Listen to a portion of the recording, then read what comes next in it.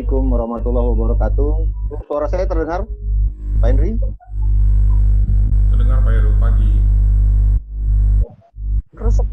Ya, pagi semua. Terima kasih. Baik, sambil ada yang masih join, kita sudah pukul 10, 1,5 jam ke depan kita akan berdiskusi, ngobrol ya ringan di hari yang Sabtu ini. Baik, terima kasih Pak Henry sudah hadir, sudah meluangkan waktu di acara perdana kami di Talks ya dengan topik bisnis restructuring and turnaround. Terima kasih juga Bapak dan Ibu para pendengar, ya, para hadirin sekalian, para member komunitas dan alumni dari Biz Revolution, dan penyelenggaraan CEO Talks ini disupport oleh Proxys Consulting, IBFGI, IPI Institute, dan GRC Indonesia.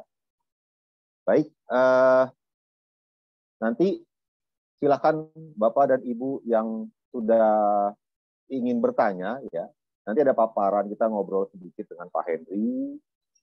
Konsepnya kita obrolan, nanti ada beberapa slide yang Pak Henry juga bisa share ya, tentunya dengan case yang memang beliau tangani langsung gitu ya.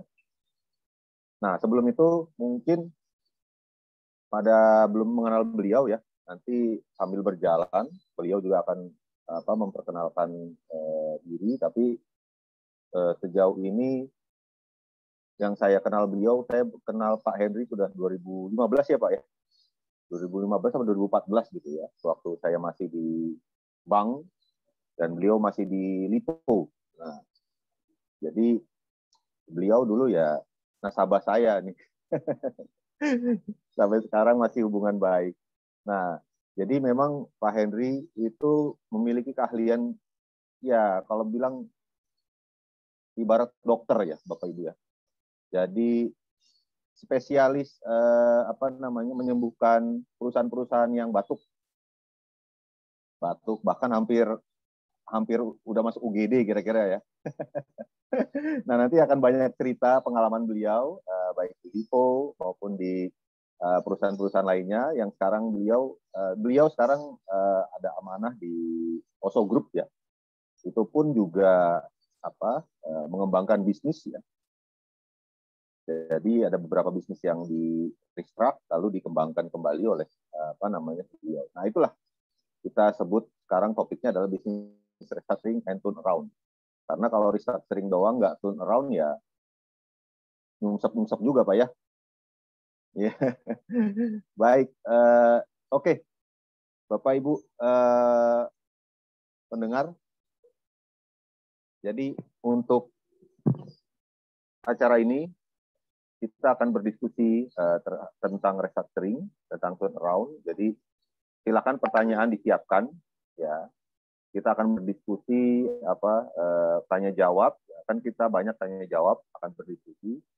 Nah, untuk awalan mungkin Pak Henry,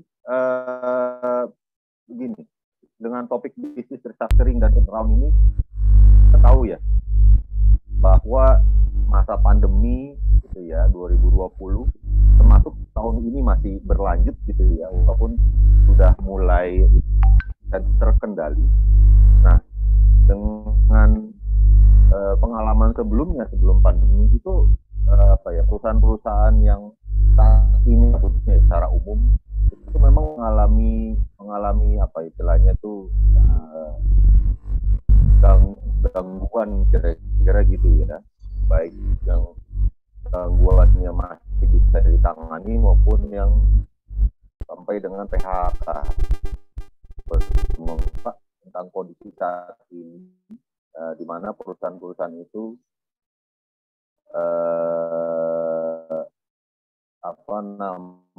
harus melakukan apa dan bagaimana gitu. Monggo Pak.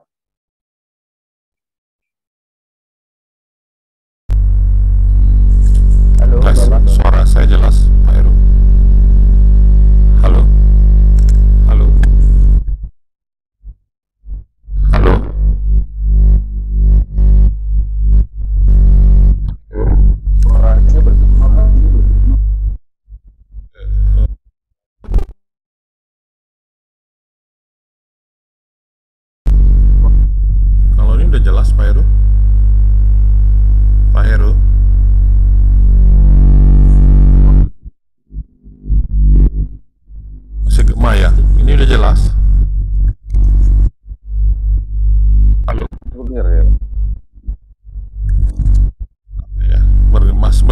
Sebentar.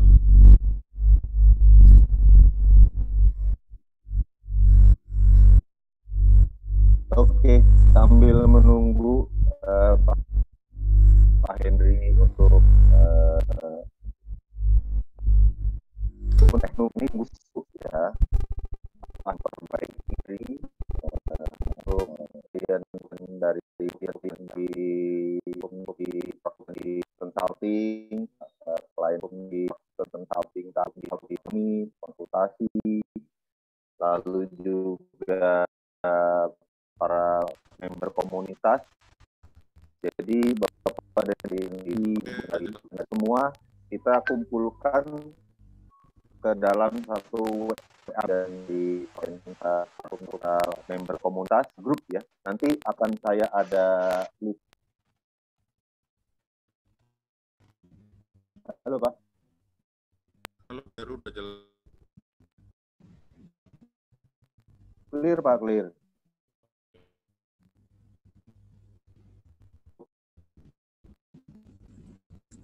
Teknologi sedikit bawah.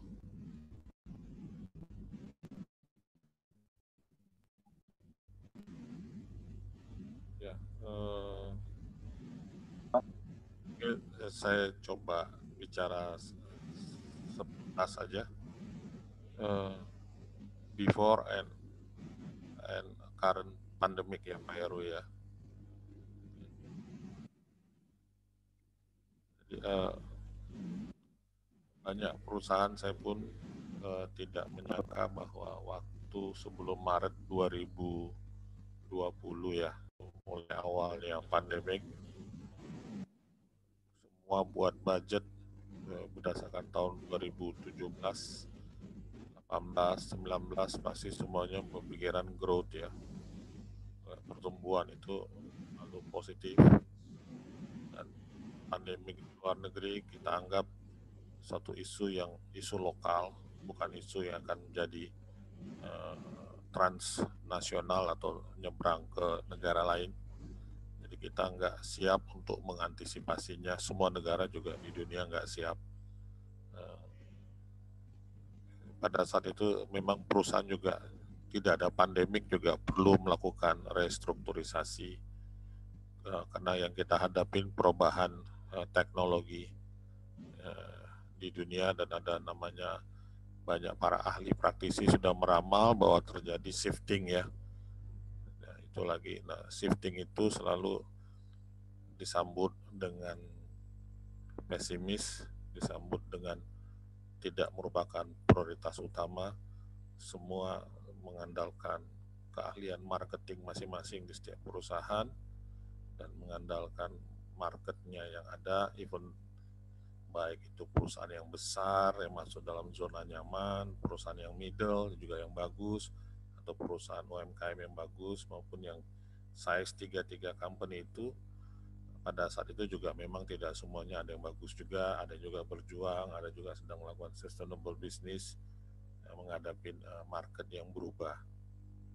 Tapi tahun 2020 bulan Maret Indonesia itu udah langsung siap-siap menghadapi keadaan yang berubah. Itu dimulai dari ada 2 orang wanita yang pertama kita sebut yang penyakit COVID pertama itu manusia di Indonesia kan ada dua perempuan itu yang tertular dari temannya orang Malaysia waktu latihan dance di hotel. Kita anggap itu hal yang sepele, tapi berikutnya dengan cepat berubah menghadapi itu. Nah, kita masih santai aja.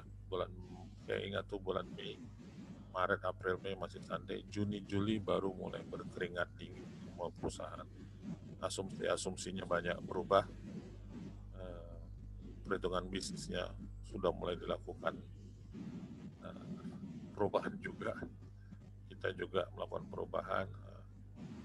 Tapi sebenarnya kesiapan kita tuh waktu itu kurang siap. Seluruh perusahaan di Indonesia kurang siap.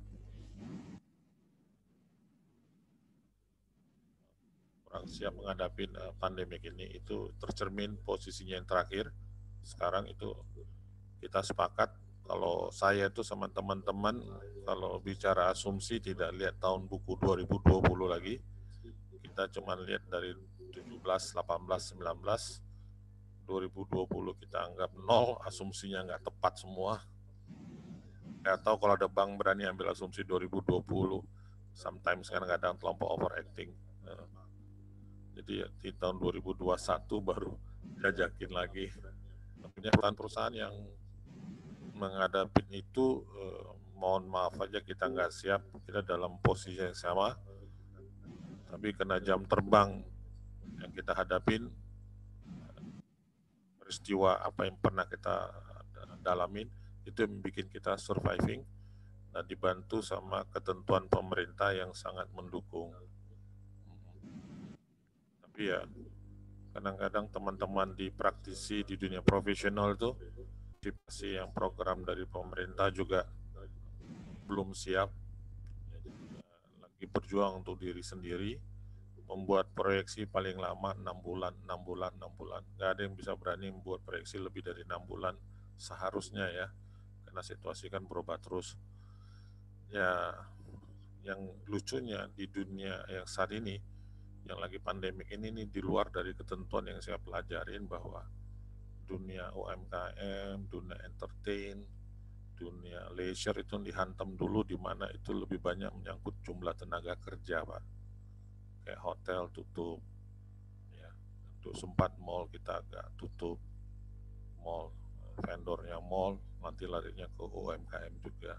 Itu kan sifatnya berantai ya, kita sebut supply chain business. Oke, nah di sini nih yang sekarang teman-teman, saya percaya teman-teman di dunia usaha sedang melakukan perbaikan-perbaikan untuk lakukan lebih di efisiensi. Jadi kalau kita bicara restrukturisasi, sebenarnya ada 4 poin utama yang harus teman-teman pelajarin. Satu itu menyangkut EBITDA. Kalau EBITDA positif itu masih agak ringan pekerjaannya, tapi kalau EBITDA negatif, nah itu agak berat. Oke. Itu kedua, itu masalah cost per sektor dari bisnisnya sendiri itu harus tolong dikontrol, dijaga ketat, dipagarin kalau menurut saya lebih tepatnya, dan itu dikaitkan dengan kemajuan teknologi yang ada. Oke. Kelima, baru nanti masuk ke strategi penjualan. Itu 4 poin kalau kita bilang restrukturisasi. Dari restrukturisasi itu baru kita lari sekarang masuk ke wilayah namanya turnaround. Turnaround itu membalikkan situasi. Setelah kita kontrol 4 poin di atas, kita harus berpikiran turnaround. Nah, turnaround itu kunci pertama, kita harus mengetahui edge kita atau ekosistem bisnis kita. Nah, ekosistem bisnis kita itu kadang-kadang kita tidak mengerti. Kita cuma jual produk-produk, sementara kompetisi kita sama, cuma berbeda packaging aja, sama itu udah jadi bersaing. Nah, disitu harus diperhatikan waktu saat kita bicara turnaround. Kelima, kita bicara inovasi di dalam hal itu turnaround. Inovasi ini penting, atau kita sebut bahasa Indonesianya terobosan. Ya, saya sebut bahasa ingat saya terobosan. Nah, terobosan ini itu kadang-kadang ide gila itu boleh kita dengar, kita pelajarin, karena mungkin itu satu hal yang kedepannya bisa jadi satu hal yang jadi hal yang lumrah. Itu ketiga, dan saya selanjutnya itu bicara promotion. Orang juga harus kenal produk kita pada saat kita sudah melakukan turnaround, karena kadang-kadang manusia juga perlu dieducate bahwa produk kita ini udah beda sama yang lain, atau produk kita ini sama tapi cost-nya itu udah berbeda atau lebih murah dengan bantuan teknologi. Karena kadang-kadang pakem manusia dulu kan harga mahal pasti ada kualitas. Kalau sekarang udah beda, mungkin market agreed to say price is not more important, things is about quality. Nah, ini kadang-kadang orang agak harus perhatiin. Nah, yang terakhir itu derivatifnya, itu derivatif produk, ini yang sangat penting. Itu kita bicara turnaround itu ada 4 poin: edge atau ekosistem, inovasi atau terobosan, promosi atau marketing, dan itu derivatif produk. Nah, kalau teman-teman udah nguasain tadi 4 poin di atas dalam restrukturisasi, masuk 4 poin lagi dalam turnaround bisnis. Ya. Tapi dari intinya semua itu apa yang saya sebut, kuncinya cuma di bisnis model. Kadang-kadang bisnis model ini tidak bisa ada teori, tapi kadang-kadang itu lebih ke inovasi, melihat ekosistem yang ada. Nah, itu harus dipelajari. Itu inti menyangkut di banyak bisnis. Oke. Nah, ini yang saya bilang sebut turnaround 4 besar aja yang kita harus tahu. 4 besar di restrukturisasi, 4 besar di turnaround. Teman-teman saya pikir bukan orang baru lagi di dunianya, dia pasti mengerti apa yang saya sebut itu tadi. 4 poin di restrukturisasi, 4 poin di turnaround. Itu mungkin pengalaman saya bisa pegang karena saya percaya bahwa kuncinya di situ. Teori-teori lain itu mungkin saya sebut lebih bersifat supporting atau mendukung aja gitu. Dan kadang-kadang kita tidak bisa mendewakan satu teori dan kita tidak bisa mendewakan satu asumsi karena dunia udah berubah dan dunia ini perlu dengan challenging. Gitu aja. Itu Pak pengalaman saya. Luar biasa Pak Henry. Nah, gini Pak, berarti kalau kita atau suatu perusahaan gitu ya, ingin melakukan restrukturisasi, itu harus melihat 4 hal itu Pak ya? Iya, itu paling utama. Itu paling utama. Artinya memang gini, ada perusahaan yang memang ini memang kalau pendapat orang kalau lagi perusahaan lagi EBITDA-nya lagi ada goyangan kira-kira begitu ya, atau lagi ada disruption gitu, nah baru berpikir restructuring gitu ya. Nah, apakah kalau perusahaan-perusahaan yang lagi apa istilahnya lagi memang di atas kira-kira begitu Pak ya, EBITDA-nya dia pasti positif, lalu juga cost structure-nya juga dia rendah, lalu strategi penjualannya juga ya mungkin dia jadi market leader gitu ya. Nah, apakah itu perusahaan tersebut kira-kira butuh restructuring juga Pak? Atau memang menunggu perusahaan yang bagus itu agak ganggu, baru kita berpikir restructuring? Nah, itu gimana Pak? Pertanyaan yang bagus. Banyak orang bilang restrukturisasi tunggu perusahaan sakit dulu. Sebenarnya enggak Pak. Kita pun dalam kehidupan melakukan restrukturisasi, contohnya pakai baju nggak sama tiap hari, warnanya beda-beda, itu kan bagian dari restructuring untuk meningkatkan penampilan.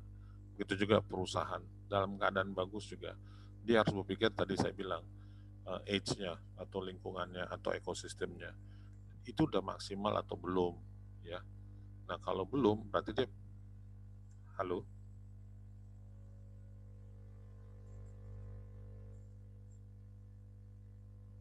jadi perusahaan itu harus, kalau saya bilang bukan lagi tiap hari dia harus memikirkan restrukturisasi ya Pak.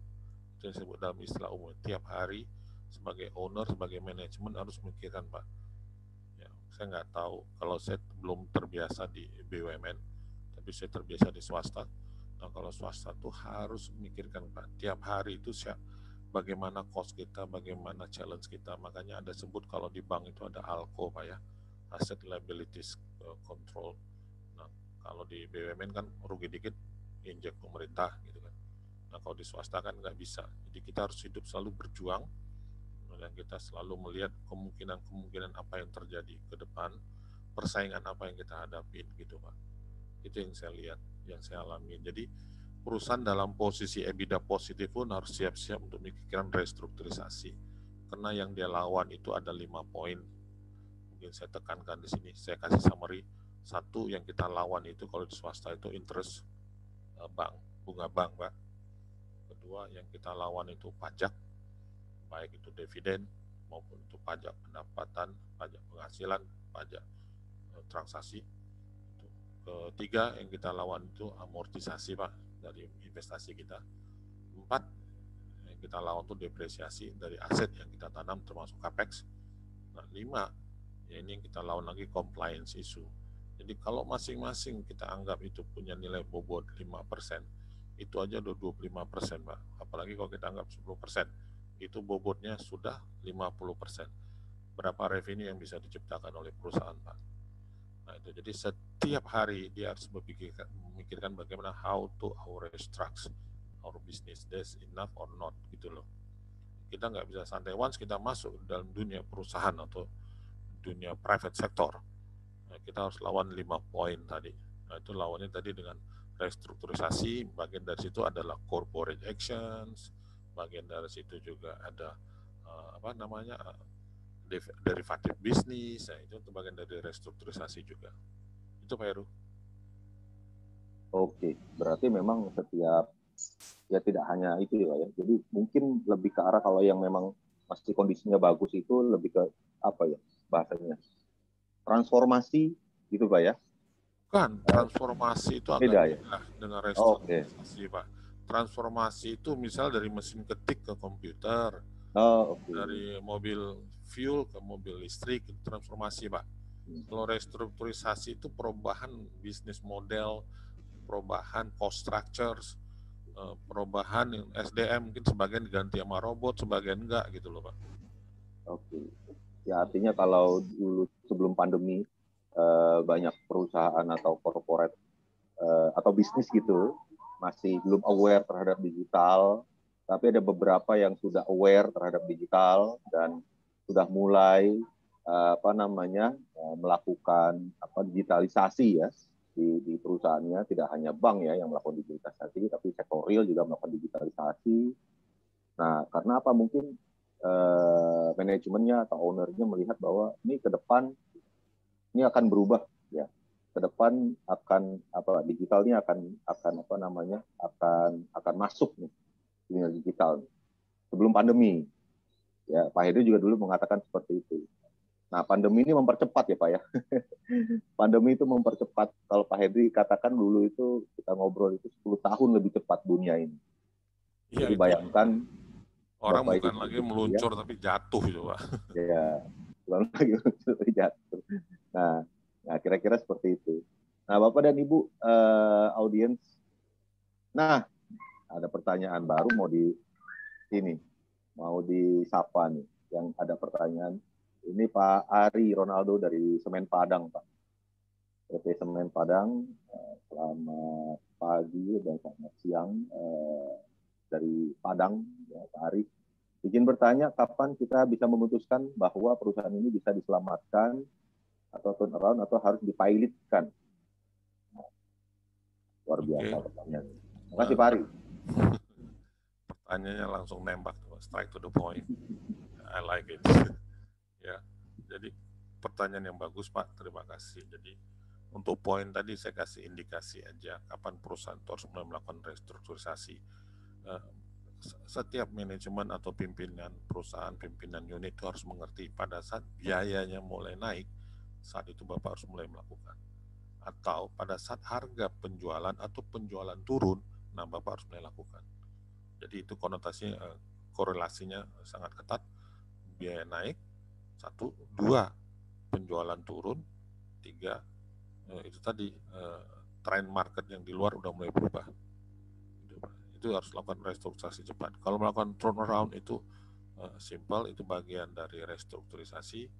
Kalau tadi saya bilang biayanya mulai naik, Bapak mulai mikirin apa yang bisa di-replace dari biaya ini, gitu loh. Nah, kalau penjualannya mulai turun, Bapak harus mikir, sementara jaringan Bapak udah kuat, berarti masyarakat udah jenuh. Bapak harus melakukan derivatif produk Bapak. Misalnya packagingnya atau sistem menyampaikan ke customer atau apa, itu yang harus dilakukan Pak. Itu awalnya dulu ya, awalnya dulu. Nah, kedua Bapak harus mulai melakukan namanya diagnostik terhadap bisnis Bapak. Itu Bapak bisa lakukan sendiri tanpa pakai konsultan, mahal Pak biaya konsultan sekarang.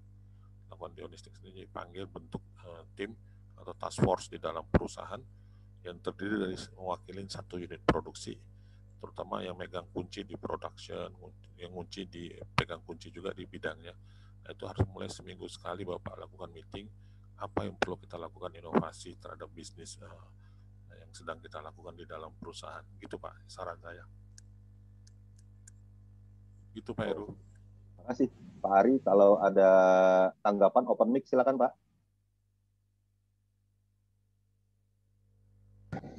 Berikut Pak, mungkin memang yang kita mau tahu, kalau misalnya kondisinya tadi seperti indikator yang sudah dijelaskan Bapak tadi, udah negatif semua gitu.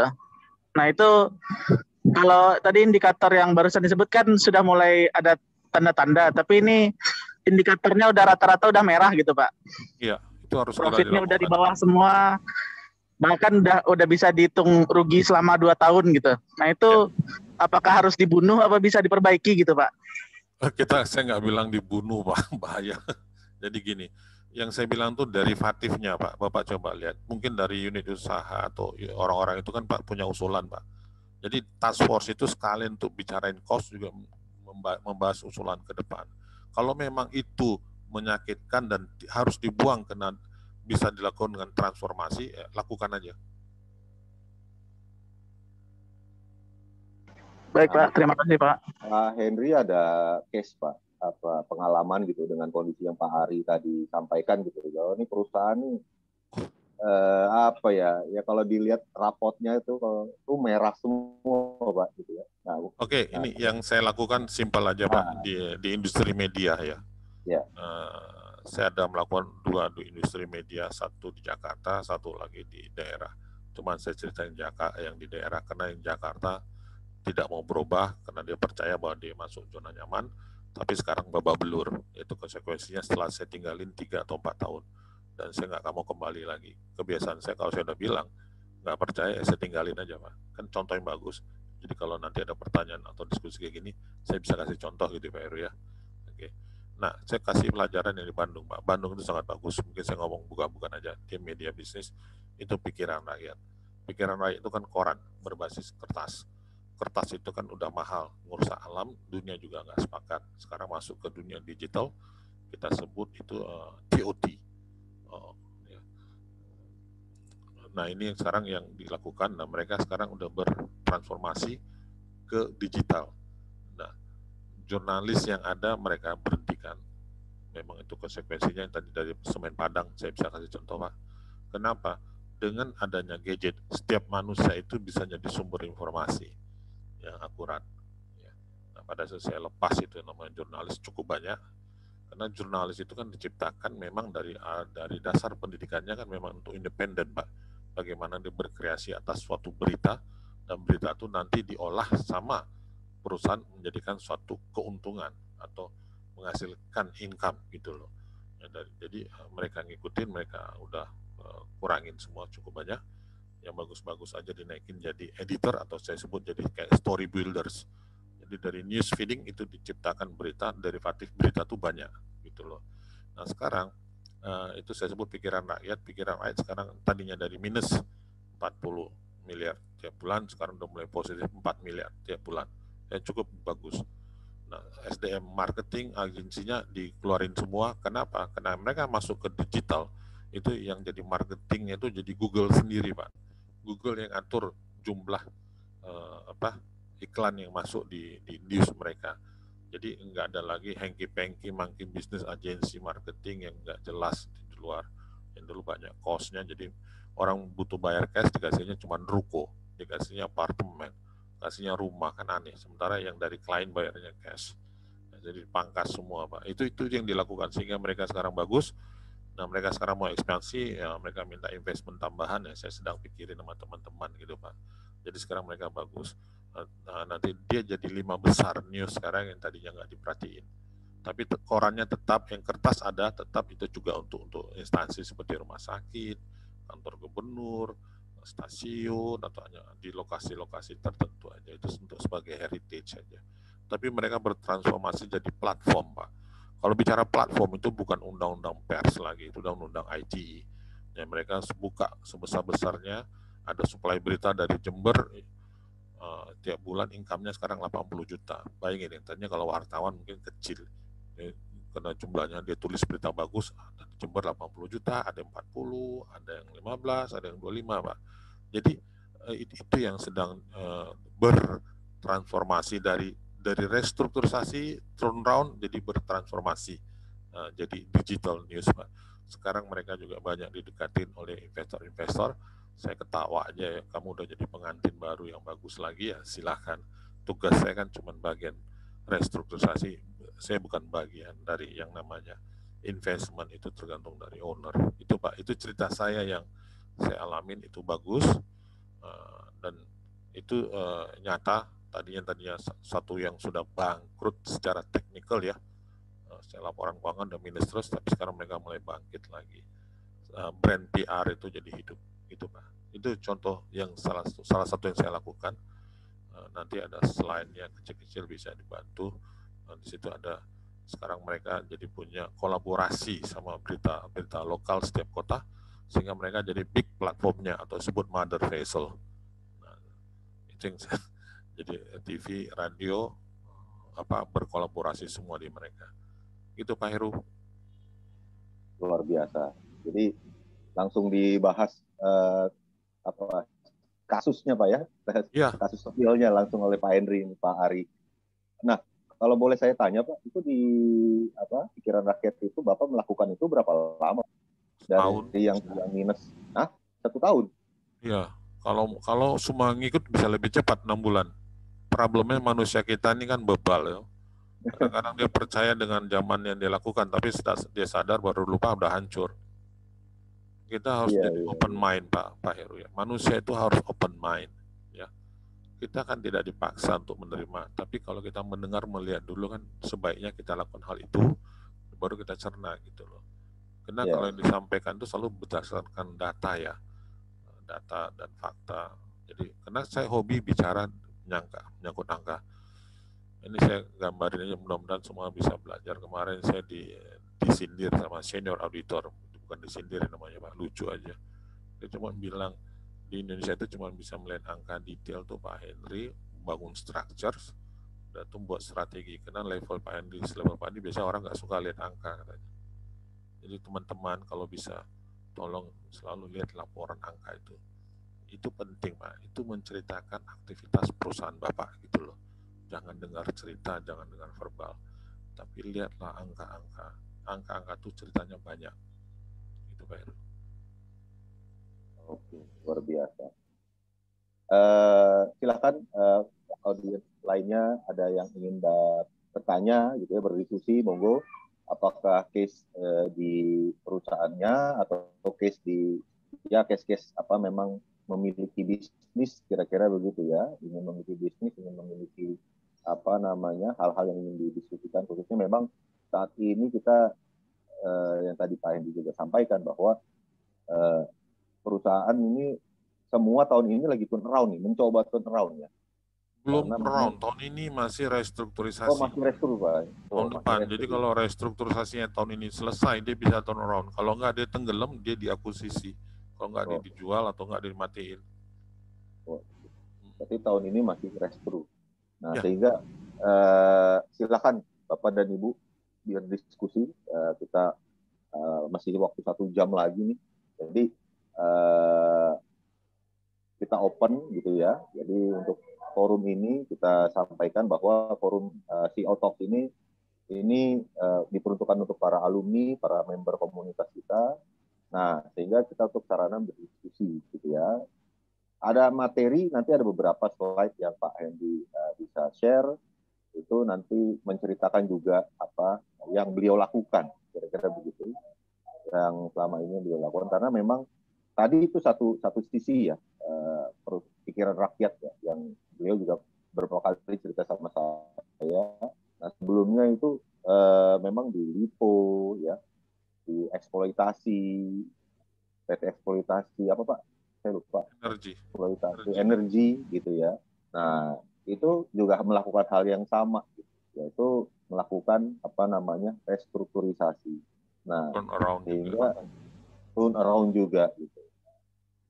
Nah, biasanya Pak Hendy itu kalau perusahaannya sudah sehat ya, sudah turn around-nya sudah positif, EBITDA tadi 4 poin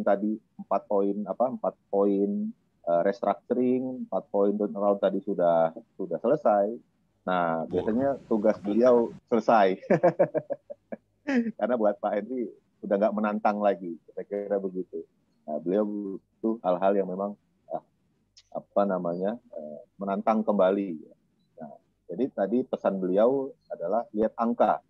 Nah, ini juga penting sekali bahwa angka yang kita sajikan, nah itu juga harus mencerminkan posisi dan kondisi perusahaan kita saat ini, kira-kira. Nah, tadi saya lupa ingin bertanya Pak, di balik awal waktu itu Pak Hendy tadi sampaikan bahwa kalau restru itu kan lihat rasio ya Pak ya. di mana biaya itu kalau sudah naik atau penjualan sudah turun gitu. Nah itu ada berapa persen nggak Pak pada saat ini sudah naik rasionya itu kalau di bank itu bopo lah ya, biaya operasi dibanding pendapatan operasi gitu ya. Nah itu ada berapa persen Pak? Ada ininya nggak Pak? Tips best practice-nya tuh Pak? Yang tadi saya cerita aja, kalau kita ambil masing-masing 5%, jadi kalau 5% yang mulai naik itu udah besar, turun penjualan 5% udah besar, itu langsung harus lakukan warning, alert, langsung dilakukan tindakan segera. Nggak boleh lagi tunggu-tunggu gitu, nggak boleh. Jadi kalau perlu saya bilang saran saya di setiap setiap perusahaan yang ada dan teman-teman di situ, mungkin sudah saatnya harus melakukan namanya business intelligence ya. Business intelligence itu lebih melihat keluar, kalau di dalam itu mungkin dari segi operationnya itu harus dilakukan. Jadi kita tuh selalu dalam perusahaan tuh setiap hari itu seperti perang ya, war. Ya, perusahaan tuh perang karena dijalankan dengan sistemnya. Everybody must be ready to fight gitu loh Pak. Karena saya bilang gini ya, karena dunia di luar, waktu saya pengalaman di luar ya kayak gitu saya alamin. Tiap hari itu saya perang Pak, tiap hari masuk kantor tuh kayak perang. Dan saya langsung lihat mana kompetisi saya itu ada sendiri instrumen pendukungnya, misalnya angka OPT A, B, C, D itu ini pendukung penjualan mereka apa gini-gini, mana yang kuat ya toh. Oke. Nah sementara saya lihat di dalam sistem saya yang saya lakukan dulu apa untuk bicara untuk sebelum bersaing ke mereka, saya lihat dulu cost structure saya udah siap nggak ya, kalau nggak nanti percuma saya teriak-teriak market saya besarin. Kadang-kadang ada satu perusahaan lucu Pak, ngitung biaya itu variabel semua, nggak ada yang fix, kan kita ketawa.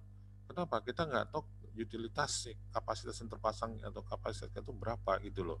Jadi nambah ini nambah orang, nambah ini nambah orang. Saya ketawa aja. Kan orang sebenarnya pekerjaan itu kan kalau dibantu sama teknologi kan ada batasan di mana manusia itu bisa kontrol gitu loh. Ini dihitungnya semuanya variabel. Saya juga geleng-geleng kepala. Setelah diterangin, diceritain baru mengerti. Jadi selama ini perusahaannya nggak pernah untung ya. Gimana mau untung ya?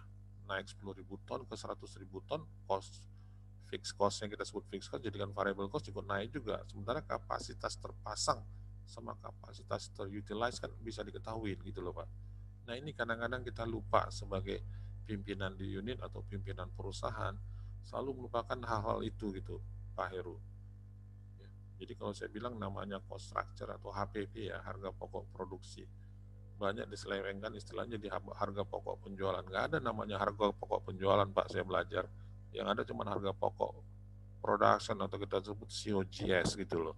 Masalah harga penjualan itu kan strategi marketing kita mau kasih diskon berapa, kita mau naikin harga produk kita berapa, masuk biaya promosi gitu loh. Itu di kita kalau mereka sebut harga pokok penjualan, fine. Tapi setahu saya itu yang penting kita kunci itu harga pokok produksi kita. Itu loh Pak Heru. Dan harga pokok produksi dalam satu revenue perusahaan kan cost-nya kan bisa dihitung average antara 35 sampai 45%. Ya, kalau lepas dari situ ya siap-siap aja perusahaannya akan bankruptcy 5 tahun lagi, masing-masing losses tiap tahun 10% dan 50% loss. Gitu Pak Heru. Oke. Jadi memang ya dari sisi struktur juga harus dilihat ya Pak ya. Kadang memang ya tadi Pak Edi sampaikan bahwa mungkin bisnisnya udah oke gitu. Tapi secara struktur cost-nya tadi ya tak semuanya dibuat variabel gitu ya. Dibuat variabel sehingga pada saat penjualan naik ya variabel juga naik gitu. Jadi nggak ada marginnya tuh jadi tipis juga gitu Pak ya. Nah, oke. Itu yang terjadi sekarang di Kentucky. Kentucky bertransformasi. Kita kenalnya namanya KFC. Sekarang di mereka ada istilahnya NBN. Itu Naughty by Nature, yang restoran baru mereka yang bisa mengasuh kalangan atas. Itu kan dia bagus dan dia udah ngukur cost-nya gitu loh. Dan itu tidak akan head to head sama KFC-nya gitu loh Pak. That's good inovasi. Oke. Ya dia nambah ini ya tadi derivatif tadi ya. Dia perluas marketnya. Perluas market dan dia ambil yang niche-nya yang di atas. Ya, karena dia udah nguasain cost Pak. Oh, oke. Ya bahan baku ya. Dia sudah bahan baku, sources sama manusia Pak, dia udah tahu. Jadi dia cost dia buat semua untuk kalau bisa itu jadi fixed cost, bukan variabel. Oke. Ya kadang memang kalau perusahaan itu malah menghindari fix, Pak. Kenapa? Masa ngindarin fix? Kalau fix kan enak jadi asumsi. Kalau variabel kan nggak bisa dipegang, Pak. Karena variabel itu belum tentu terkait sama produksi. Karena gini, Pak, penjualan itu fix itu kan berarti harus gini, fix itu kan setiap bulan kita harus keluar biaya itu kan, karena fix. Nah, di saat penjualan itu up and down, maka itu kan jadi beban. Ini nanti bisa diskusi, kan Pak. Banyak strategi, Pak. Pemerintah udah menciptakan undang-undang cipta kerja atau cipta karya. Itu paling bagus dalam proses restrukturisasi, Pak. Oke. Jadi yang kalau saya bilang tadi, kalau namanya fixed cost, ya penjualan turun, kan kita tahu minimum kita berapa sih BEP-nya. Kalau masuk ke negatif, itu tadi saya bilang kita kurangin cost. Misalnya Bapak punya ini, EBITDA-nya misalnya Bapak targetin ya, EBITDA-nya 35% atau 25%. Sementara cost Bapak lebih tinggi. Salah satu yang Bapak pikirkan apa? Kan pasti cost cutting, Pak. Jadi kalau namanya kita bicara sebagai manajemen, kadang-kadang mohon maaf hati nurani itu nggak ada, Pak. Kita lihatnya angka aja. Kan kita untuk bagaimana how to make our company sustain gitu loh, Pak. Gitu. Nah, cuma nanti yang sisa yang kita restructure di SDM-nya itu kita harus pilih yang terbagus. Jangan nanti yang bagusnya kebuang gitu loh, Pak. Nah, itu. Okay. Jadi itu bisnis itu kayak hitungan matematis saja sih, Pak, sebenarnya saya bilang. Kalau cost you 5, income you 3, ya cost-nya turun jadi 2. Caranya bagaimana? Banyak. Ngurangin orang, pakai teknologi, atau macam-macam gitu loh, Pak. Itu Pak Heru. Okay. Agak memang kejam ya. Ya. Memang kejam. Oke, terima kasih Pak Henry. Belum ada pertanyaan. Pak Henry mau tampilin slide, Pak? Ada yang kalau yang saja coba pikiran rakyat tadi. Ini ada Pak Trijoko, ada pertanyaan. Ya. Barusan yang diceritakan Pak Henry mirip dengan perusahaan saya. Wah, semua biaya asumsi variabel. Nah, perusahaan saya full jasa, best project. Nah, mohon saran bagaimana mengukur kapasitas terpasang untuk pekerjaan yang full jasa. Tidak ada produksi, pekerjaannya ada di otak atau kepala. Nah, ini kayak konsultan, nih kayak proxy. Terima kasih, Pak Tri. Monggo, Pak Henry. Mungkin Pak Heru bisa jawab tuh.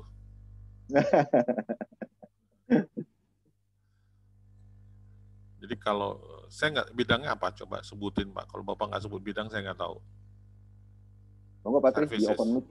Kalau services kan itu banyak macam-macam. Ada services cuma ngandalin manusianya, ada service pakai teknologi, itu saya kurang tahu.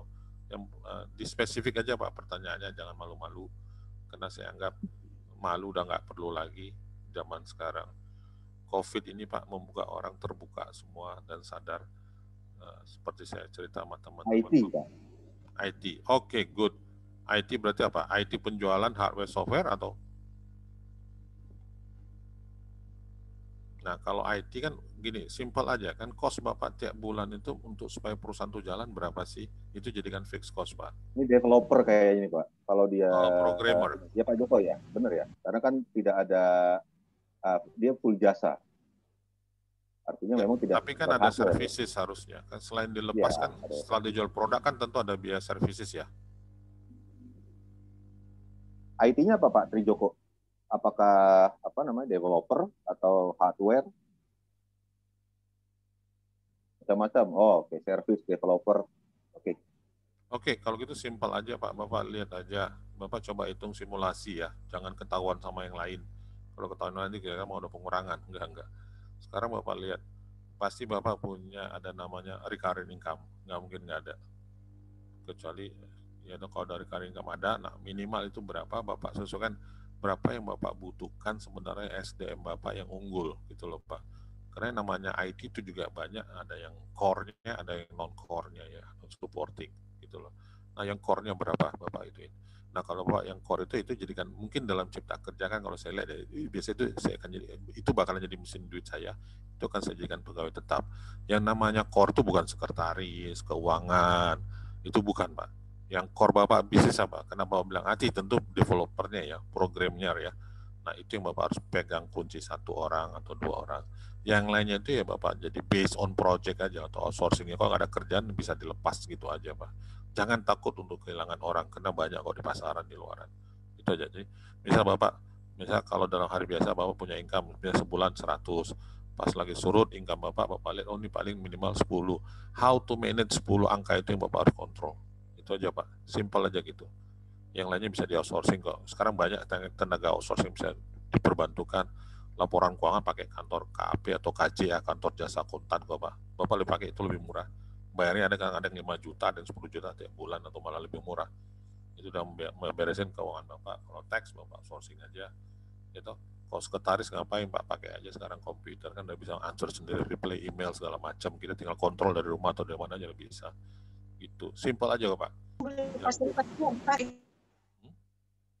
Halo? Ya, ada dari saya itu aja. Oke, Pak Tri. Terima kasih, Pak. Oke. Terima kasih, Pak Tri, atas pertanyaannya. Tunggu, Bapak, ada yang mau di-share tadi yang pikiran rakyat ya, Pak ya?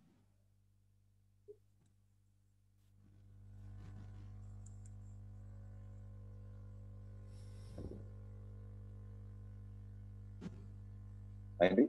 Halo? Ya, dari saya cukup Pak, nggak ada lagi. Oh. Ada yang mau di-share Pak, yang itu Pak, materi? Share apa itu Pak Heru?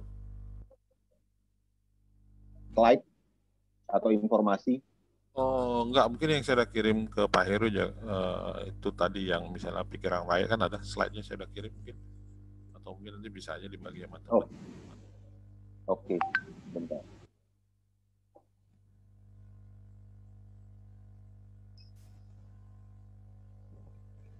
Baik, Bapak Ibu, luar biasa ya. Terima kasih 2 pertanyaan itu semua Pak Heri sudah pernah melakukannya ya dan sudah memahami. Nah, balik lagi ke topik kita, jadi restructuring and turnaround ini. Nah, apalagi tahun ini tahun restructuring yang Pak Heri bilang sampaikan tadi ya bahwa hampir seluruh industri kecuali industri farmasi ya yang memang kalau tadi Pak Henry bilang itu 2020 dinolkan, nah, kalau farmasi nggak dinolkan Pak ya, itu malah dianggap gitu. Nah, jadi perusahaan-perusahaan lainnya itu dianggap nol karena memang tahun yang sangat tidak punya ya asumsinya tuh meleset semua, kira-kira begitu. Nah, saat ini sudah mulai melakukan restructuring di 2021. Perbaikan dan tentunya juga mulai dari organisasi dengan bisnis secara menyeluruh. Nah, kalau saya boleh bertanya Pak, pada saat tadi tuh Pak Henry yang di pikiran rakyat ya contoh atau dieksploitasi atau di beberapa perusahaan repo. Nah, pada saat menghadapi ini kondisi sudah merah. Kondisi sudah ya memang turun kira-kira begitu. Nah, tadi Pak Hendy juga menyatakan lihat angka kira-kira gitu ya. Nah, itu hal pertama prioritas yang harus dilakukan itu apa Pak? Apakah biaya aja, cost-nya aja. Langsung lihat cost structure. Gitu Pak. Dan ya kadang-kadang kan cost structure itu bisa dikurangin banyak cara Pak ya.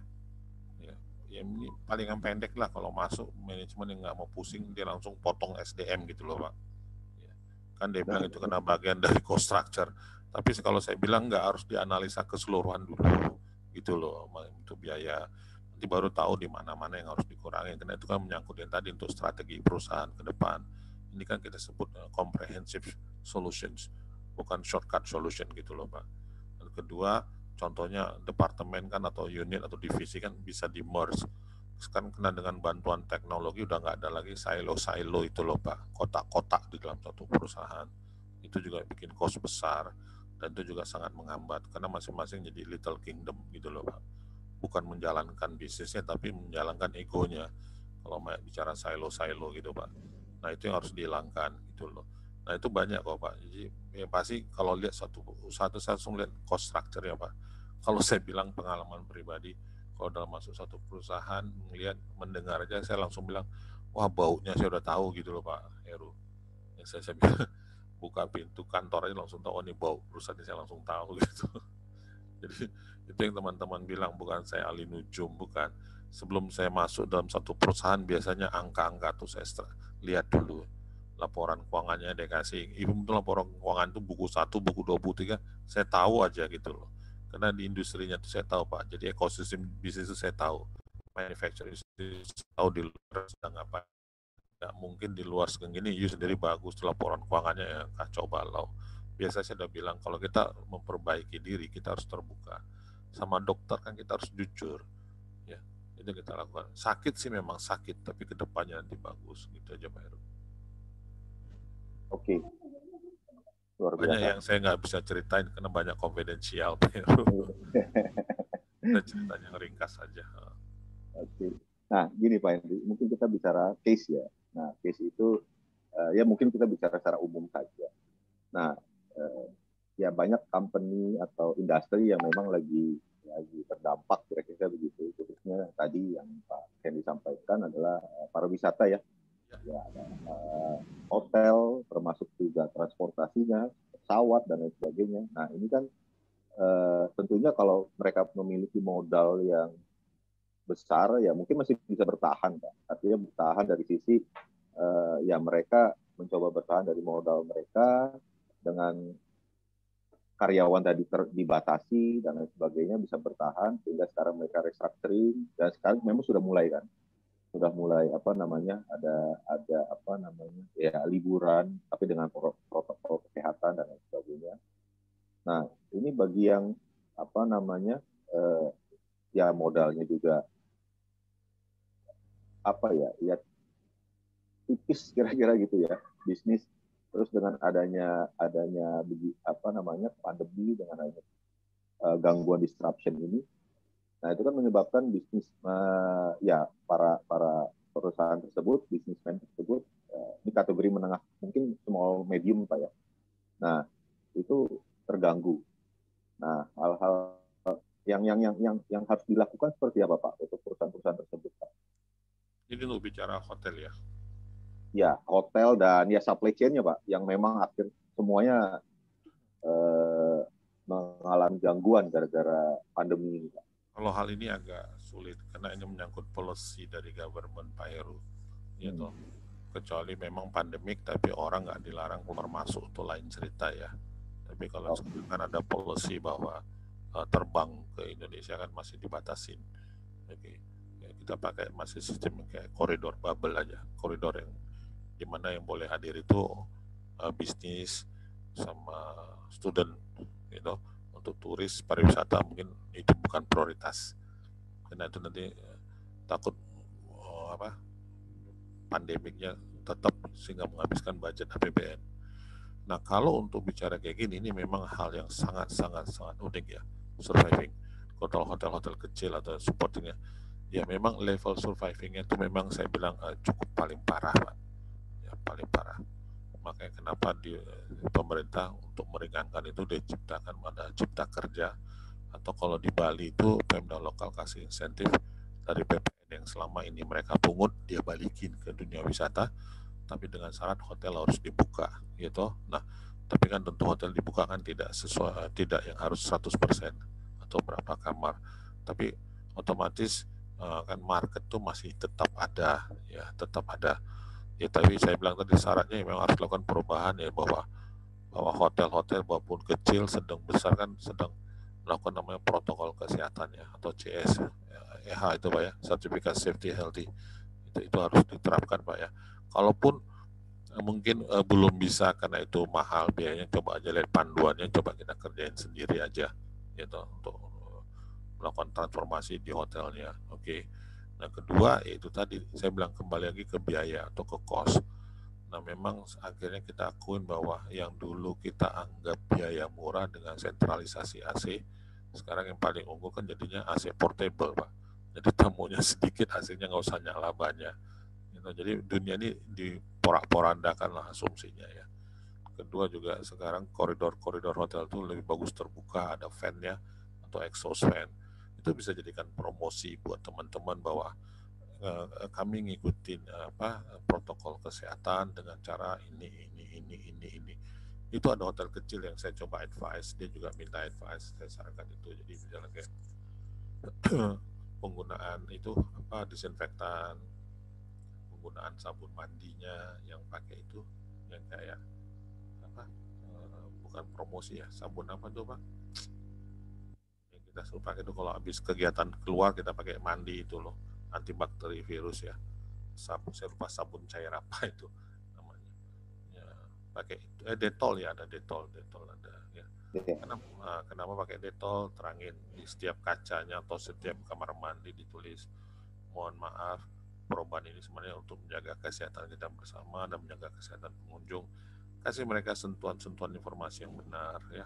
Itu misalnya hotelnya ada mesin generator ozon, setiap pagi dinyalain tapi orang nggak ada dulu, tamu-tamu tetap di kamar 20 menit, nyalain 20 menit, habis itu mati, setelah 20 menit baru boleh turun lagi. Mungkin dengan cara-cara promosi kayak gitu pengunjung punya safety level yang percaya, tapi memang tidak akan paling 10 atau 15% hotel kayak gitu beroperasi. Dan mereka terapkan sekarang ya alhamdulillah tamunya tetap di angka 35%. Oke, yang tadi fixed cost ini turunin ya tetap surviving level lah Pak Heru gitu. Makanan minuman nggak ada dikasih lagi kecuali pesan order dikirim ke kamar gitu loh Pak. Tentunya dengan packaging yang berbeda gitu loh. Itu sebenarnya bukan menjadi biaya mahal, harusnya biaya menjadi murah asal tepat dengan teknologi yang ada gitu loh Pak Heru.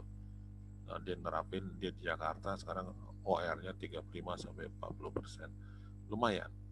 Memang harga diskon juga dikasih turun karena memang tidak full service lagi. Yang penting buat dia bagaimana hotel aset itu terpelihara dengan baik dan karyawan yang ada bisa dipenuhi. Tentunya pasti ada pemotongan lah ya.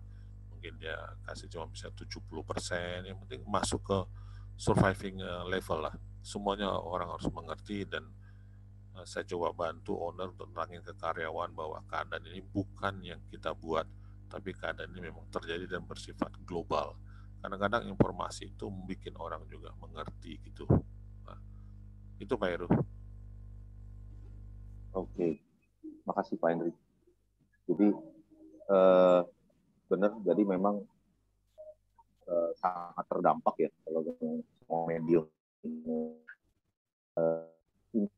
bisa bertahan ya, udah nggak minder mungkin margin atau laba dulu bisa survive sambil menunggu ya tahun ini ya vaksinasi sambil menunggu apa namanya semuanya dalam normal kembali. Nah mungkin baru bisa turn around tadi ya, bahwa hotel ini bisa up pelan-pelan gitu ya, pasti bisa itu lagi lebih baik lagi dan tentunya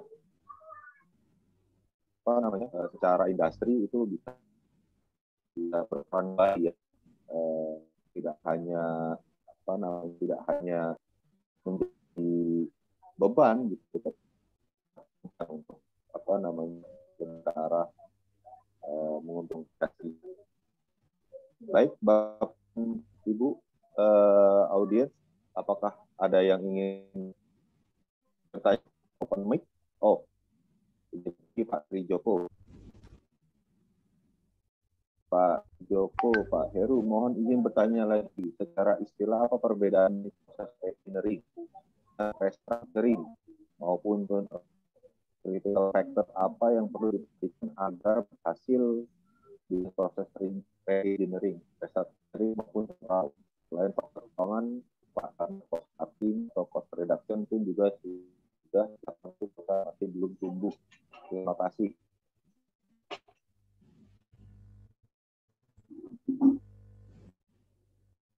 Terima kasih Pak Tri. Mau Pak Henry, jadi Pak Tri menanya nih, jadi nanyanya ini, tanyanya direct. nggak ke everyone. Saya share dulu nih pertanyaan beliau. Oke. Nah,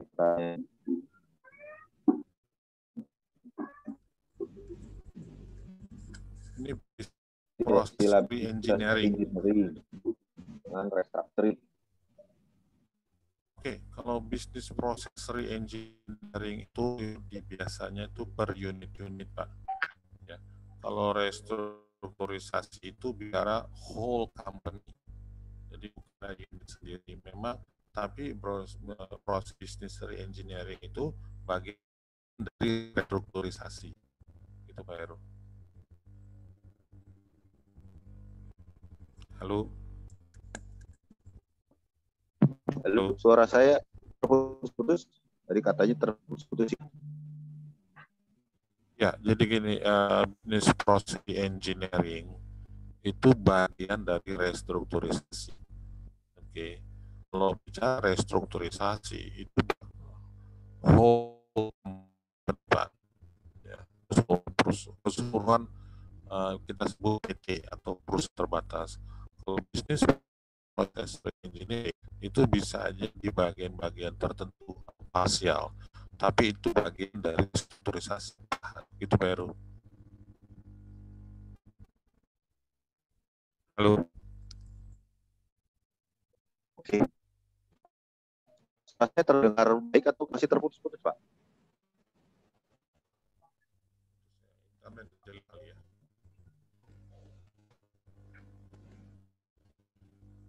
Tes. Halo. Sebentar. Masih, halo. Oh, masih terputus ya, Pak Tri ya? Oke.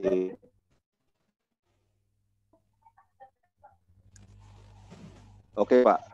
Pak Hendy masih terdengar saya, Pak? Jelas, saya bisa dengar. Oke. Nah, ini ada pertanyaan selanjutnya, Pak.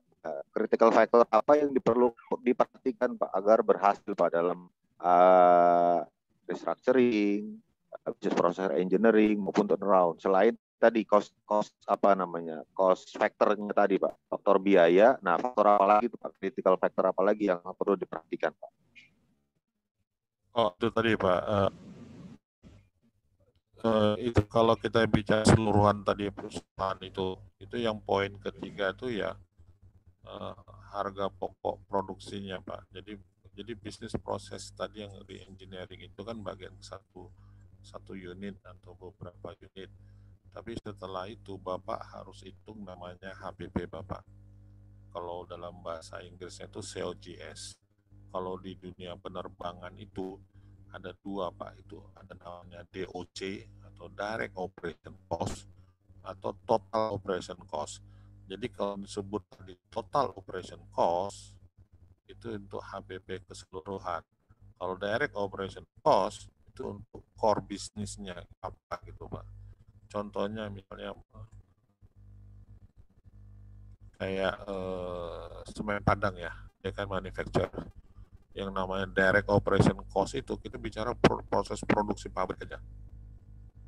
Jadi berapa yang namanya direct operation cost untuk core-nya. Kalau TOT-nya totalnya itu masuk yang supporting-nya. Ada accounting, ada finance, ada marketing, ada kantor cabang, ada distribusi gitu loh, Pak. Tapi kalau saya bilang yang kita harus kontrol dulu itu yang core-nya itu, core-nya bisnisnya Bapak itu berapa. Nanti ke sampingnya. Jadi itu yang harus dilakukan. Yang kedua, itu menyangkut SDM, Pak ya. SDM, sumber daya manusia. Karena SDM ini kadang-kadang yang pinter itu dia lebih banyak diem daripada yang bodoh banyak cerita gitu loh, Pak. Biasanya saya pengalaman saya belak-belakan aja. Yang diem itu dia mungkin dia tahu cuma dia tidak tereksploitasi. Yang banyak ngomong itu biasanya cuma kulitnya aja gitu loh, Pak. Jadi kita harus mulai melihat potensi SDM yang ada di perusahaan kita gitu, Pak Heru. Itu nomor 2. Jadi nomor 1 cost, nomor 2 SDM. Demikian, Pak Heru. Oke. Terima kasih Pak Hendy. Pak Tri, terdengar jelas apa yang disampaikan Pak Hendy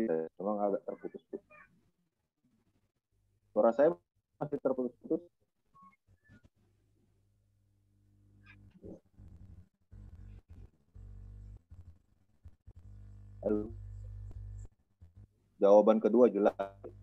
Yang pertama tadi jawabannya adalah terkait cost ya. Yang kedua adalah SDM. Baik, terima kasih pertanyaannya Pak Tri. Ada pertanyaan lain? Pak Tri mau open mic untuk berdiskusi.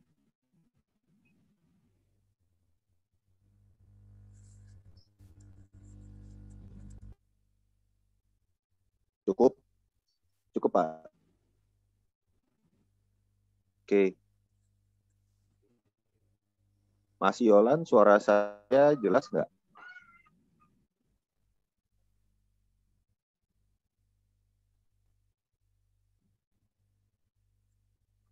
Suara jelas. Heru hilang. Terima kasih. Oke. Dilanjut. Ini Pak. Video patah-patah. Anissa Bar. Video patah-patah. Oke. Suara saya cukup jelas. Terpatah-patah juga, Pak. Udah mulai jelas, Pak. Oke. Ya, mohon maaf ya. Ada koneksi terganggu kayaknya. Baik. Mungkin kita lanjut diskusinya. Mungkin kurang lebih 20 menit ke depan lagi jika ada audiens yang memang bertanya, silakan untuk berdiskusi karena ini ya istilahnya momen atau acara yang luar biasa dengan Pak Henry selaku juga tidak hanya sekedar pernah menjabat sebagai top manajemen ya, tapi juga memang ahli di dalam bisnis restructuring dan turnaround seperti itu. Nah, jadi Bapak dan Ibu semua yang saat ini sudah gabung di WA Group Business Solution juga silakan kita berdiskusi di WA Group tersebut. Selain ada Pak Heri dan ada beberapa expert kami dari Proxys yang ada di WA Group tersebut. Jadi feel free, silakan kita bisa berdiskusi di WA Group tersebut. Ada beberapa hal nanti juga sering share, ada hal-hal yang kita share. Pak Heri juga biasa sering share. Nah, itu kita bisa diskusi. Jadi WA Group tersebut adalah sarana ya komunikasi dan untuk juga menambah networking kita, menambah pemahaman kita terhadap sesuatu hal gitu ya. Baik, itu mungkin dari ikutan sedikit begitu. Nah, lanjut ke topik kita untuk diskusi di siang hari ini. Nah, dari pengalaman Bapak, kan ada beberapa yang memang khususnya ini Pak, saya tertarik di yang PT eksploitasi itu Pak. Ya, pengalaman Pak Henry itu di mana mungkin kondisinya juga membutuhkan perhatian khusus kira-kira seperti itu. Pada saat Bapak menjadi CEO di sana itu saya ingat hanya sekian bulan lah kira-kira itu ya Pak. Nah itu bicaranya bukan dari sisi keuangan lagi, tapi valuasinya. Kalau nggak salah waktu Bapak cerita tuh, valuasinya perusahaan tersebut bisa meningkat sekian persen dari sebelum Bapak masuk. Gitu. Nah itu bisa diceritakan Pak dulu Pak pada saat di PT Expo itu Pak, Sulawesi Energy. Ya, oke. Jelas suaranya Pak Heru? Jelas. Oke, jadi waktu itu saya diundang sama teman di sana. Kebetulan dia udah jadi direksi. Kelemahan saya kan cuma satu Pak Heru. Jangan dikasih tantangan kan, puyeng gitu. Jadi saya lihat itu, saya pelajari karena dia melakukan corporate action. Nah, saya pelajarin dia punya susunan perusahaan, neracanya, semuanya saya pelajarin detail. Dan saya pelajarin juga ekosistem ke depan bagaimana pada saat itu ya. Bukan. Nah, mungkin saya pernah bicara juga sampai sekarang itu teman-teman dari luar negeri bilangin saya, kamu tuh ahli nujum, gitu, ketawa saya. Saya pelajarin bahwa batu bara itu kan bisnisnya kan nggak selamanya ya. Kenapa sih banyak energi tergantikan, energi terbarukan, atau substitute energi gitu loh Pak.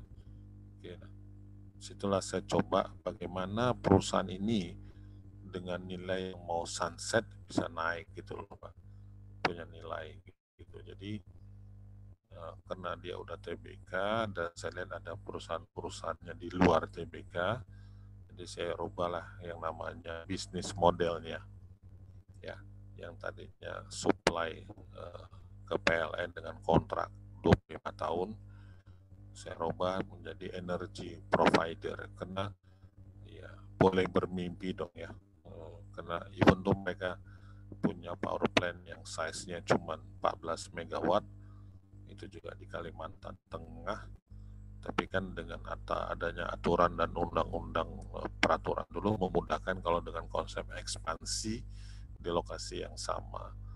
Oke, jadi saya coba hitung investment. Kalau investasi di listrik itu 1 megawatt dengan teknologi Cina kan sama dengan 1,25 juta dolar.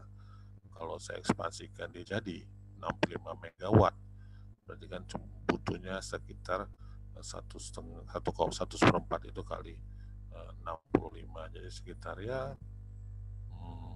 cukup gede juga sih ya, 1,5 kali 65 hampir 70 juta, 80 juta dolar lah totalnya. Waktu dengan kurs saat itu ya sekitar hampir udah mendekati 1T ya, investasi yang cukup besar. Tapi sementara itu suplai bahan baku batu bara ke PLN dan anak usahanya kan masih lebih tinggi. Jadi di sini yang saya lakukan namanya restrukturisasi, turnaround, nama transformasi. Tiga-tiganya saya langsung gabungkan, tentu dengan jangka pendek ya, dalam 12 bulan harus bisa. Karena kebiasaan kerja itu pakai matrix, saya nggak pernah pakai straight line, jadi pakai matrix saya nggak all out ya, kerja sama tim, sama konsultan. Jadi saya rubah bisnis model, kita sebut jadi kayak integrated supply chain business. Jadi this is energy. Kita pakai moto dulu, light Indonesia, menerangin Indonesia, boleh mimpi kan Pak ya. Jadi waktu itu karena dia tercecar-cecar, saya satuin semua, bisnis modelnya jadi bagus. Oke. Untuk right issue dapat dana cukup besar. Itu range dana juga ada dari family fund sama dari PI juga dapat cukup besar. Memang strategi saya waktu itu mau coba ngerubah itu, tadinya jadi sekitar ya 200 megawatt lah. 200 megawatt itu income-nya sama dengan 2T Pak, 2 triliun revenue 1 tahun. Batu bara yang tadinya tinggi langsung berubah, suplai listrik energi jadi besar. Itu saya lakukan namanya bisnis model dan restructuring sama turnaround. PI-nya cukup bagus, market cap-nya tadinya cuma 300 miliar jadi 3 triliun dalam 9 bulan. Oke, saya pikir udah bagus, udah kebiasaan saya Pak, kalau udah bagus ya tinggalin aja ya Pak Heru ya. Ya kan? Semoga jalanin sama yang lain gitu loh Pak, karena pattern yang terbentuk bagus. Saya cuma lebih kurang 1,5 tahun di sana. Kelemahan saya cuma satu Pak, kalau udah bagus nggak ada challenge saya keluar gitu loh. Gitu Pak. Jadi supply chain bisnis yang tadinya dia punya coal terminal, dia punya hauling road, dia punya tambang, dia punya power plant, dia punya kapal tongkang, dia punya kontraktor, saya satukan semua dalam satu bisnis model. Jadi cost biaya masing-masing saya takar, saya ukur. Jadi nggak ada lagi cost yang sini lebih tinggi dari sini. Jadi tidak melebihi patent atau tidak melebihi dari core bisnisnya Pak Heru. Karena core bisnis itu paling menghasilkan kan jual batu sama jual listrik, bukan dari supporting gitu loh Pak. Jadi supporting itu saya tekan, yang tadinya mereka di atas saya tekan karena mereka jadi cost center. Saya bilang bukan, bisnis ini menghasilkan dari jual batu bara sama jual listrik, itu aja. Jadi kayak bisnis dengan bahasa Arab, dari kanan ke kiri. Nah harga listrik kan sudah ditentukan oleh pemerintah, harga batu juga sudah ditentukan oleh pemerintah. Jadi hitungan saya dari kanan ke kiri aja. take it or leave it. Kalau manajemen nggak bisa terima, ya udah saya tekan terus. Memang itu patokannya, Pak. Jadi itu dia situ dilakukan restrukturisasi, di situ juga dilakukan turnaround, dan itu juga buat transformasi. Gitu Pak Heru.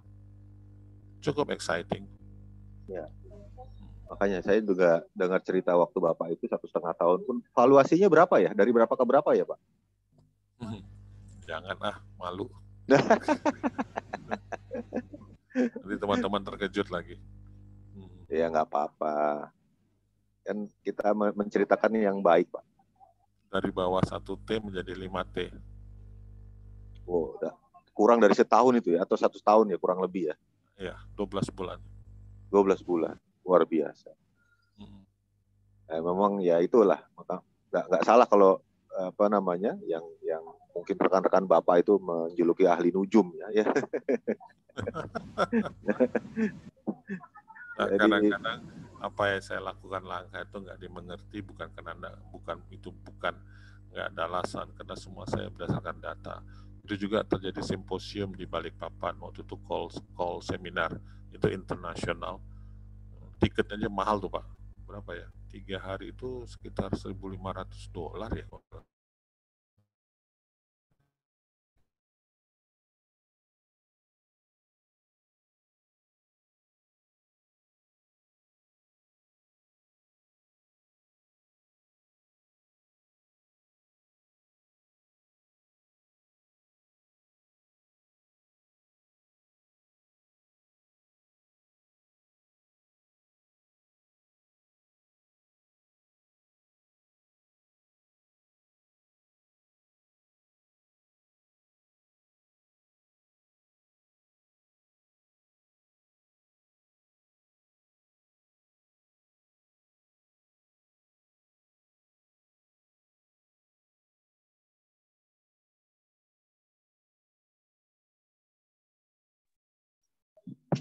Oke.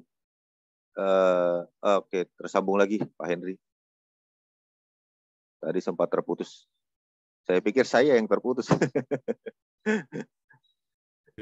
Ya, itu maaf terputus tadi Pak, saya kurang tahu.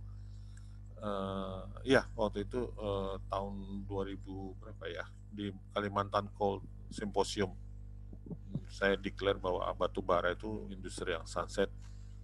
Semua pemain batu bara terkejut, tapi saya bilang 3 bulan kemudian harga batu bara jatuh dari tadinya di 50-60 jatuh di $15. Ya, itu karena ada pembohongan publik dari 2 event besar, yaitu China Olimpiade sama waktu itu ada mogok pabriknya secara global.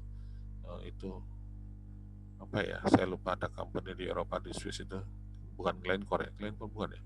Nah itu dia. Jadi mereka bilang orang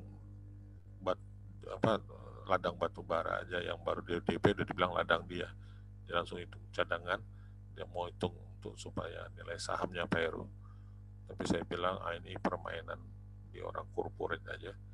Nah, saya bisa nggak mungkin energi itu tumbuh melebihin dari pertumbuhannya manusia ya. Sementara manusia kan butuh pertumbuhan tiap tahun cuma 2,3%. Kok energi bisa tumbuh 23%? Saya is not make sense, itu di luar akal saya, karena apa yang dibutuhkan gitu loh. Orang manusia cuma 2,3, kok you bisa tumbuh 23%. Nah, waktu itu saya langsung declare ya, batu bara itu di industri yang sudah sunset.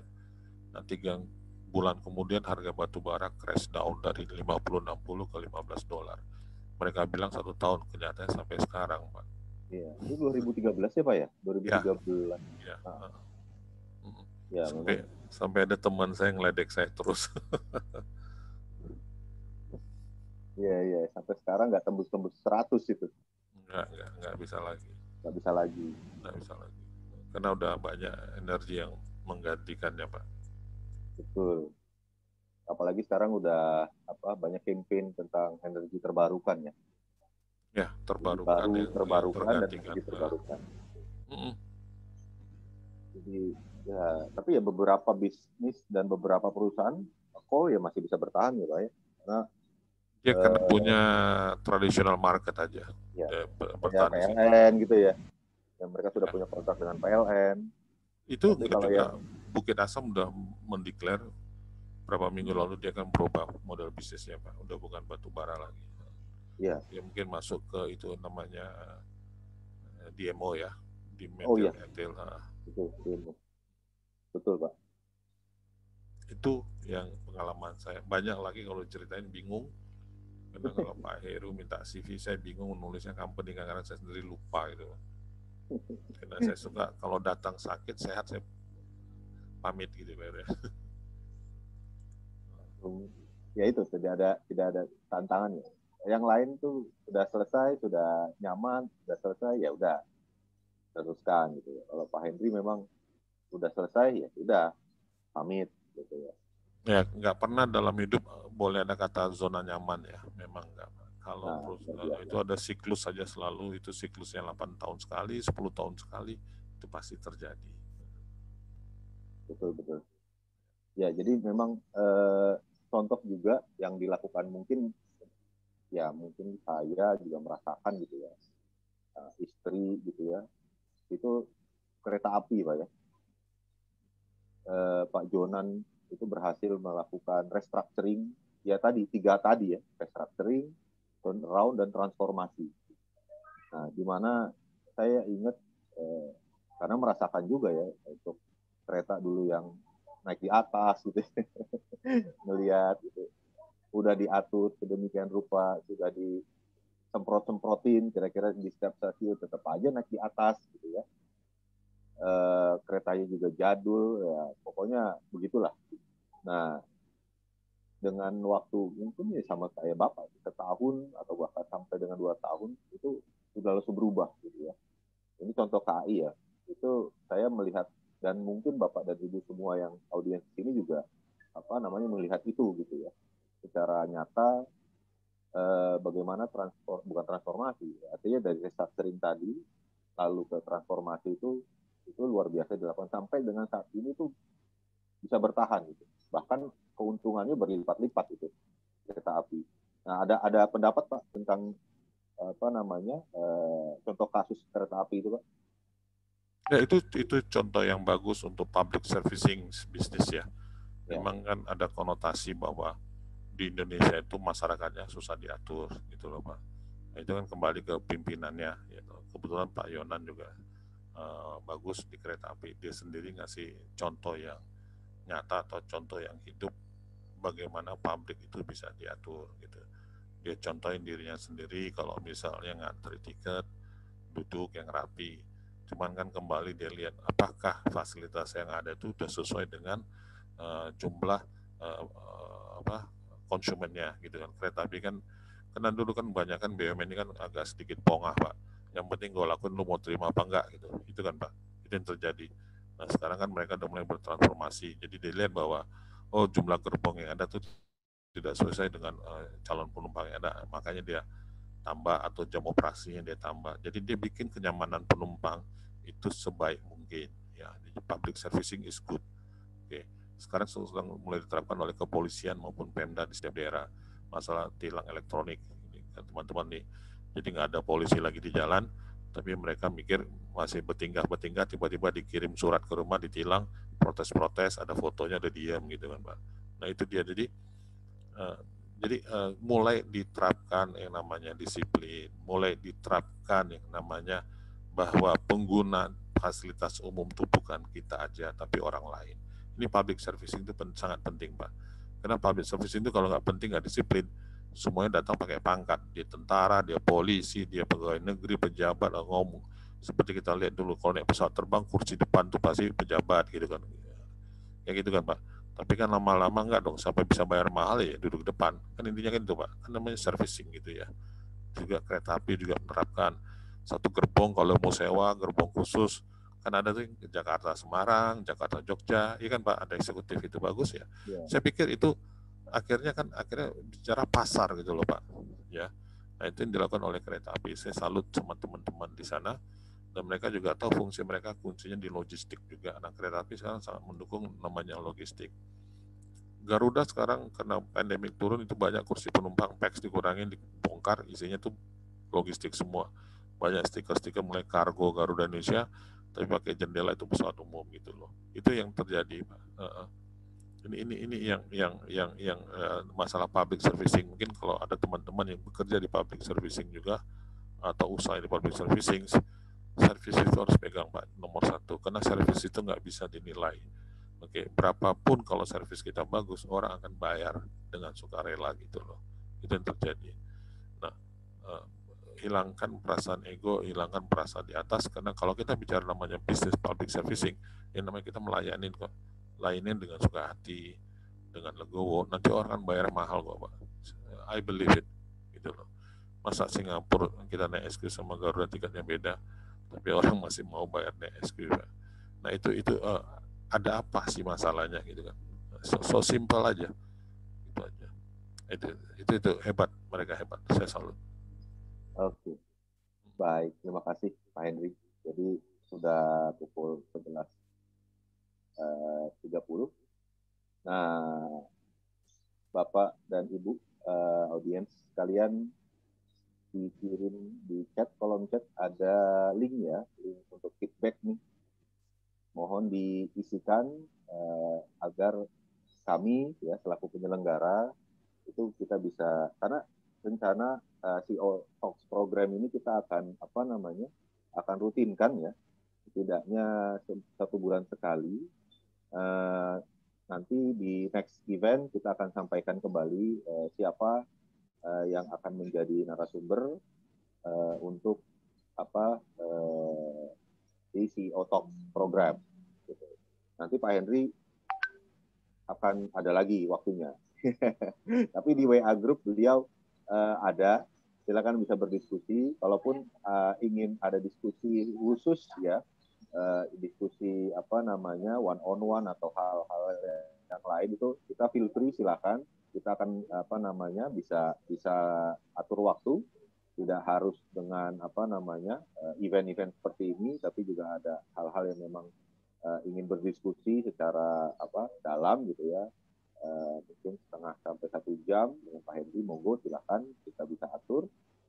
Lalu untuk next program kita akan sampaikan waktu kayaknya pas bulan puasa ya. Waktunya mungkin nanti pasca asar menjelang maghrib.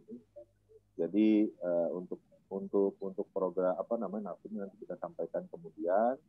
Yang pasti nasumnya ini juga memiliki kompetensi yang serupa ya, yang memang punya pengalaman yang luas, sehingga kita bisa memahami, kita bisa berdiskusi sesuatu hal yang memang tidak teknis, kira-kira begitu ya Pak Hendy ya. Kadang kita terjebak di hal teknis, padahal di atas teknis itu strategi level kita harus memahami gitu. Apalagi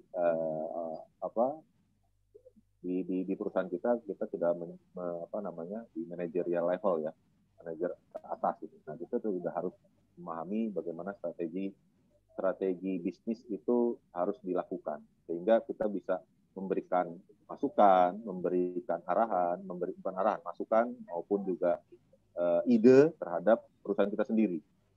Oh iya, yang dibilang Pak Henry begini-begini.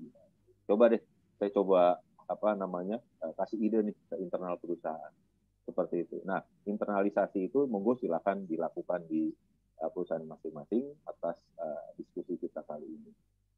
Sekali lagi terima kasih Pak Henry atas waktu dan kesempatannya untuk berdiskusi.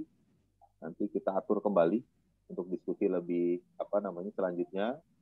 Tapi sekali lagi saya sampaikan di WA Group ada beliau, ada Pak Henry, silakan yang masih belum puas dengan diskusi kita kali ini, atau yang masih baru teringat pertanyaannya nanti setelah gugur. Oh iya ya, harus mau nanya itu tadi ya, lupa. Silakan ditanya di WA Group, nanti akan dibalas oleh Pak Henry langsung, kira-kira seperti itu. Mungkin ada hal lain Pak terakhir yang ingin disampaikan Pak Henry? Ya ini nggak panjang aja. Saya terima kasih atas kesempatan.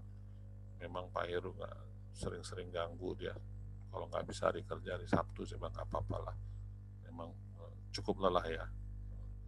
ngadapin keadaan sekarang, karena saya sendiri juga sekarang sedang mengerjakan ada 3-4 grup usaha yang besar semua.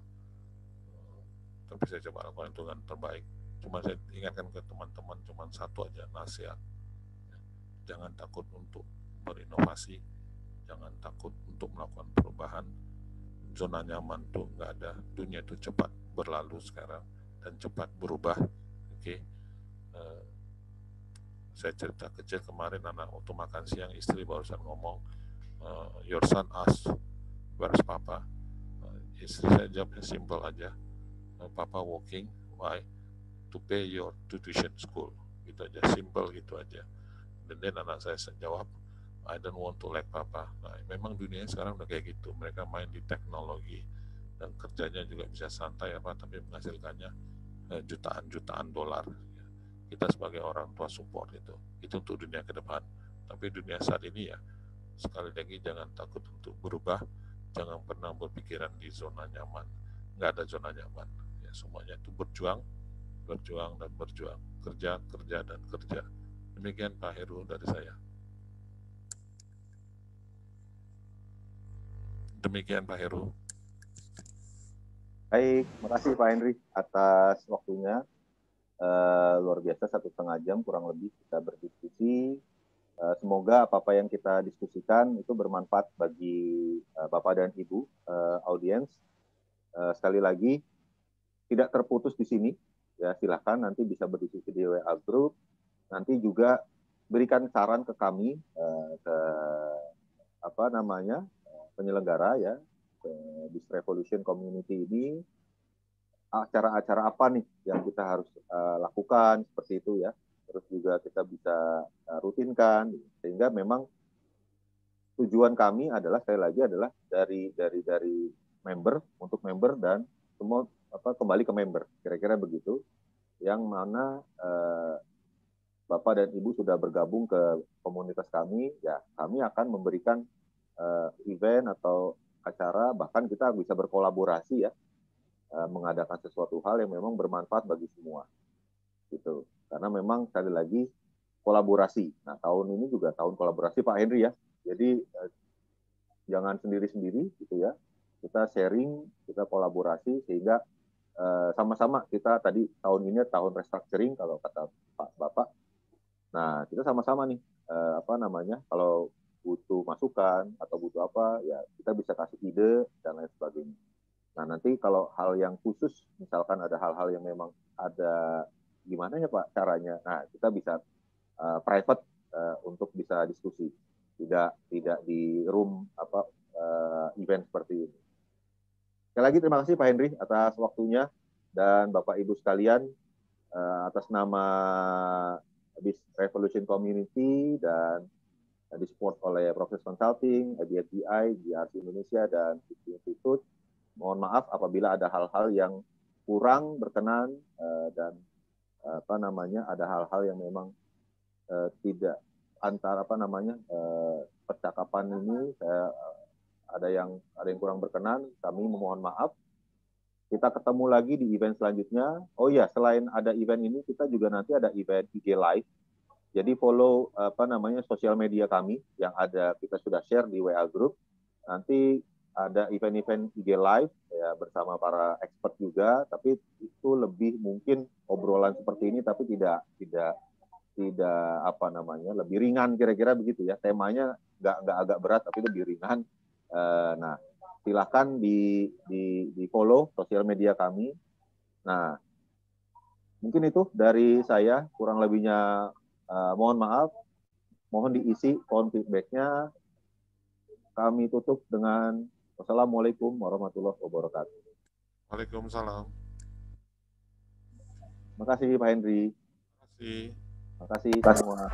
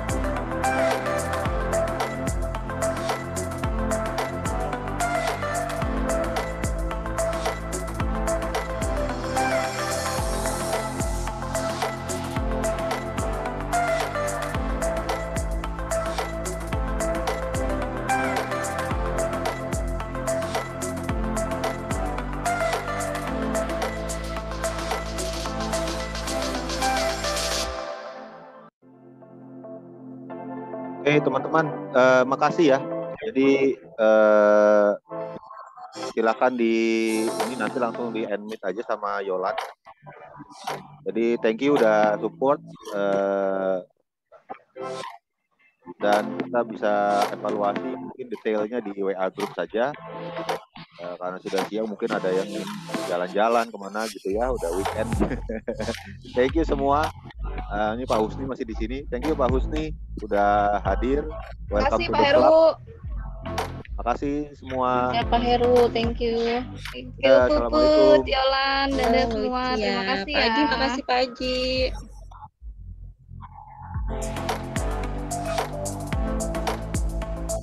Ya, Bu.